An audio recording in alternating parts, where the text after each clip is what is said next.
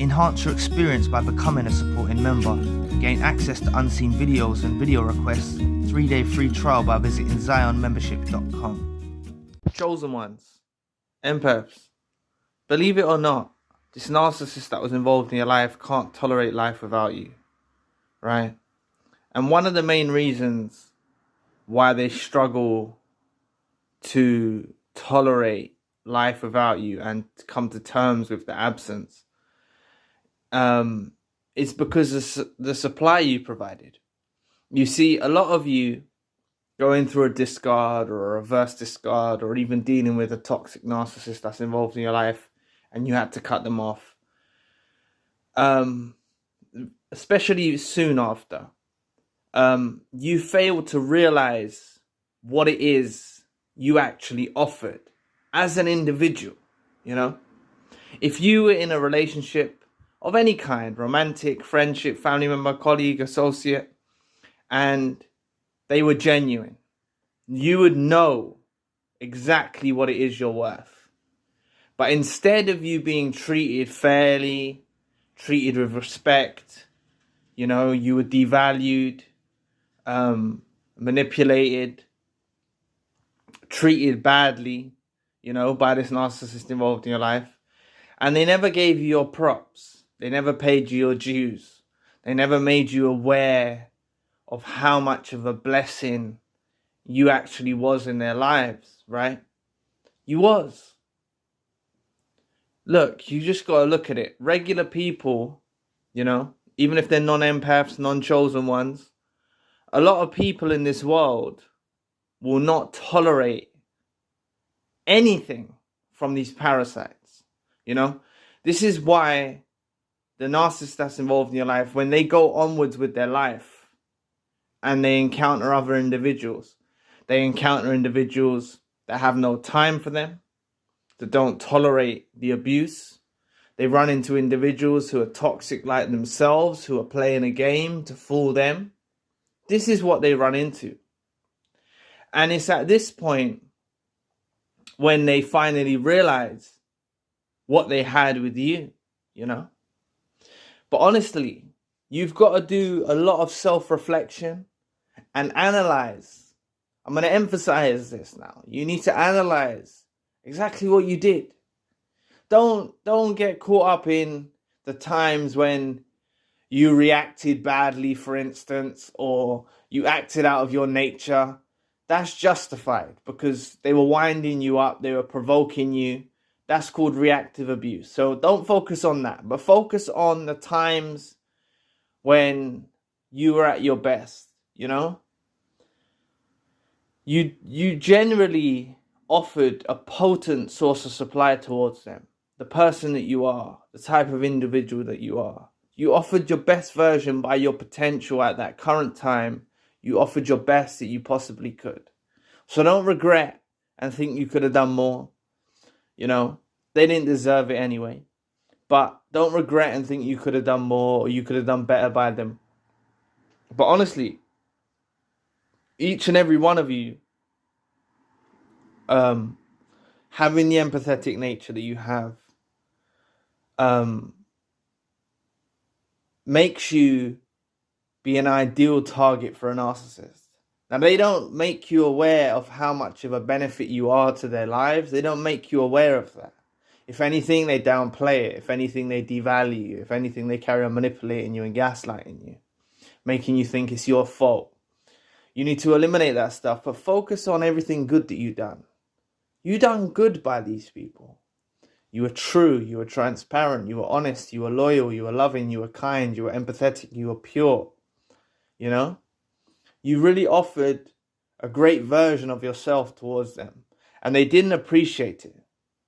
But as time progresses, wherever they've gone, regardless if you were discarded, reverse discarded, or you cut them off because they become too toxic, wherever they go, whoever they encounter next, it's highly likely they go for a serious downgrade. And this doesn't just have to be romantic relationships. It could be friendships, for example. You know, who they encounter, who they start affiliating with next, it's highly likely they downgrade. They go back to their level. And they realize exactly what it was that you provided, you know? And you see, if they were genuine and authentic, they would make you aware of this. And that's why maybe some of you haven't experienced the Hoover yet, but the Hoover will come, you know? The Hoover will come. You only have to read in the comment section. You hear me mention it many times before. Hoovers come after even decades sometimes, right? The Hoover will come. The Hoover is your proof in the pudding that you can vouch for everything that I'm saying is true. Because when you experience the Hoover, it's a significant step in your healing journey. And that makes you be able to really internalize the message that I'm trying to share with you here about how the fact they can't tolerate life without you. Because this is your proof, you know. Because the thing is they're very stubborn. You got to know before a Hoover occurs, so much rumination goes into it by the narcissist involved in your life. They roll out the scenario, they analyze it, they analyze you, you know. So if they witness you're still hurt, you're in a bad place, that's often a time where they will Hoover. But at the same time, if they witness you doing well or doing great, that's another time where they'll Hoover. So obviously that sounds like contradictory. But what I'm trying to say is a Hoover at the time when you're not healed yet and you're in a bad place, they know you're more open to letting them back in. But at a time when you're doing well and you're thriving, they know that it's highly likely you're not going to let them back into your life, but they'll still try and throw a spanner in the works and try and disrupt your healing and disrupt your momentum, you know. And they'll make themselves known or make an appearance. It could be anything from a text message, you know, hi, how are you, to contact on social media, them turning up in person past your house. It could be anything. It's bizarre. That's the way they're going to do it. That's the way the narcissist involved in your life will do it, right? It will be bizarre. It will take you by surprise. But you need to understand your value. If anything you can take from this video is for you to analyze your value. You know, you spend a lot of time maybe focusing on the narcissist, thinking about the way they treated you. Instead of doing that, try a mental exercise and focus on everything good you've done, right? And from that, you extract that not a lot of people on this earth would have, you know, treated the narcissist in that way. They wouldn't have been there for them. They wouldn't have been someone they could rely on. They wouldn't have been there for them. There's so many toxic parasites in this world, right? And you're not one of them. And the narcissist that was involved in your life will have their fair share of toxic parasites that they run into, right? They're going to run into toxic parasites. They're going to run into people like themselves. They're going to run into fakes. They're going to run into snakes. They're going to run into people that generally pick that can see their toxic straight away from the write-off, you know? They're going to run into people that can tell that they shouldn't affiliate with them. They'll run into people like that too. You know, people that will just sever the tie with them immediately because they're able to discern it from the beginning. They're able to see through the fakery. They're able to see through the deception of the narcissist, right? But if you can focus on your value, right, and build on that, you know. So once you start to pick out things that you've done well, you know, they didn't deserve it, right? I'm not disputing that. They didn't deserve you to treat them that way, but you did. And you did treat them kindly, and you were loving, and you were pure, and you were empathetic. And like I say, this doesn't just have to be romantic relationships. This could be friendships, family members, colleagues, or associates, you know? The fact of the matter is an empath is genuine and authentic, and they treat people well. They treat people with respect. They're kind. They're courteous. That's who you are, right? And once you start to analyze this of, you know, you're not perfect. I'm not saying that you're perfect. No one's perfect. But once you start to analyze these things that you used to do just in your nature, you know, being kind, being loyal, helping them, you know. A lot of you may have helped them built them up off the scrap heap. You know, you may have discovered them in a bad place and a bad time, you know, and then the roles reverse now. You know, maybe you're in a bad place and a bad time and no one's there helping you, you know, and you think to yourself, you were there for them, you know, during their time of need, and the roles reverse. But that just shows their nature, you know, they're selfish, right? But honestly speaking, they're going to struggle. They're going to struggle trying to find another appropriate supply that can match your worth. They're going to really, really struggle. They're going to honestly struggle. And when it becomes too much for them to bear, you're going to have a Hoover. Some of you have already experienced a Hoover, right? They know, right? They know that the longer that they leave as absence makes the heart grow fonder. But with the chosen one and the empath involved in a narcissistic dynamic, absence doesn't make the heart grow fonder for the chosen one and the empath. If anything, distance, separation, no contact actually helps heal the chosen one and the empath. But for the narcissist now, the absence haunts them, you know? The longer time proceeds without you in their life is the longer and the more of a struggle that comes to them, you know? They meet new suppliers, they try to turn new suppliers into the chosen one and the empath, they try to teach the new supply how to behave like you, they try all sorts of things to try and make it work. Because they're passionate to try and make it work with these new suppliers. Because they don't want to come back to you with their tail between their legs. You know, letting you know that everything went bad for them. Because they know that you're most likely going to reject them in that scenario.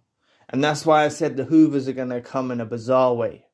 The Hoovers are not going to be straight up. They're not straight up people, right? The Hoover's going to come in some sort of bizarre way. Weird. Hi, how are you? Some contact on social media. Driving past your house. Driving past your workplace. Doing something weird, right? And it's actually going to irritate you to your core, you know? It's not going to have a positive effect on you. And hopefully, with that being said, that's going to encourage you to reject them from the right, you know? That's going to encourage you to reject them, to not fall victim to the Hoover, to not let them back into your life. Even if you're not at your best in your healing journey, even if you're not, you know, maybe you've covered some ground in your healing journey, but you're not at your best yet. Hopefully, the way that it makes you feel, the Hoover, it repulses you. You know, it's going to be enough for you to say no, right? That's what I'm hoping for you anyway. But honestly, they do struggle. It's not an easy ride for them out there. There's too much information on the internet, on YouTube and books, and that make out that the narcissist is this infallible creature that can go around hurting and destroying souls, and they face no repercussions from their actions, right? But the whole reason why the narcissist faces the repercussions is because you are their karma, right? You were the one that treated them well, right? You were the one that done your best by your potential. Remember I said that, by your potential at the time. You done your best that you possibly could. You're still learning. Every day is a learning lesson, you know? You're still learning. But you done your best that you possibly could by your comprehension and by your ability at the time. You done your best that you possibly could, right? And with that being said, that makes them accustomed to the way that you treated them. That makes them very accustomed to the way you treated them. And that's what I don't hear enough of. how the narcissist becomes dependent and becomes accustomed to the supply source of the chosen one and the empath. They become accustomed to it. They're not going to admit this to you, right? But there's a way that you made them feel that they don't feel with other new suppliers. There's a way that you made them feel that they can't get and garner from other suppliers. They're just not able to, right? And it's spiritual, you know? It's energy. You know, you being positive, having a positive influence,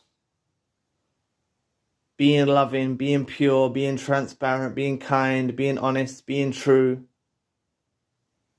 makes them get used to that type of treatment, which when they go out in the world and trying to source that again, they find it hard.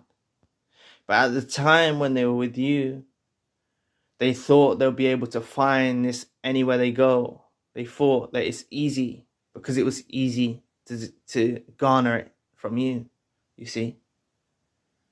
Whether it was a romantic relationship, friendship, family member, colleague, or associate.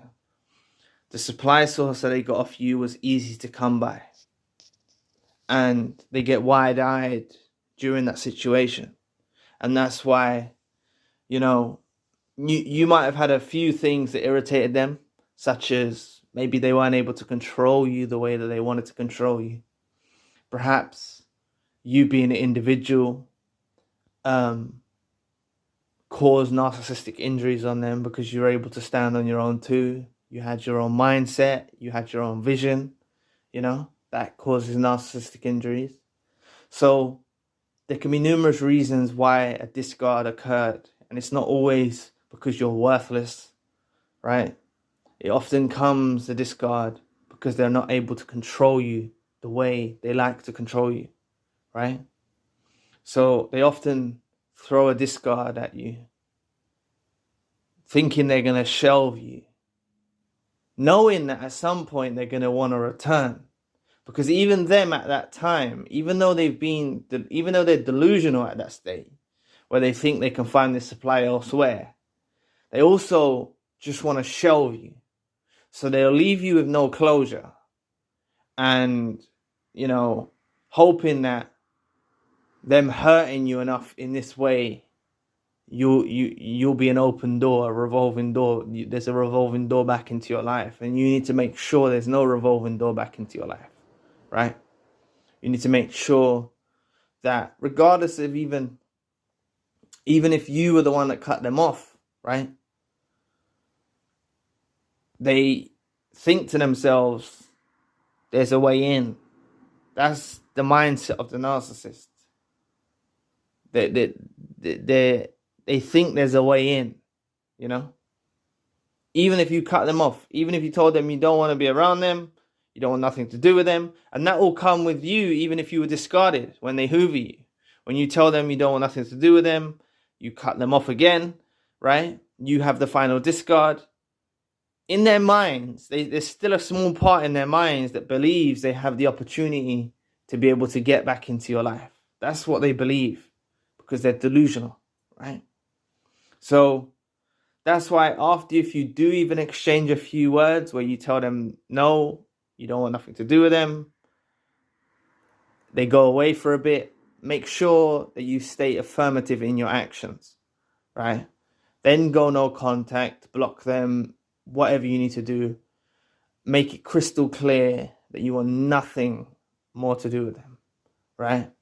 That will cause narcissistic injuries. They'll go and attend to the narcissistic injuries, and then they'll try with another Hoover again, you know, probably. But then you can just ignore them this time, you know. It might just give you some satisfaction telling them where to go. For example, the first time they Hoover, you might be encouraged to do that. The option's up to you. But realistically, staying silent, giving them nothing is more powerful, realistically, when it comes down to dealing with narcissists. Staying silent is more powerful. And I've got a video on that. Staying silent destroys the narcissist. So if you want to check that video out here, click the video link. So anyway, thanks for watching today. I'll be back with another video soon. Peace.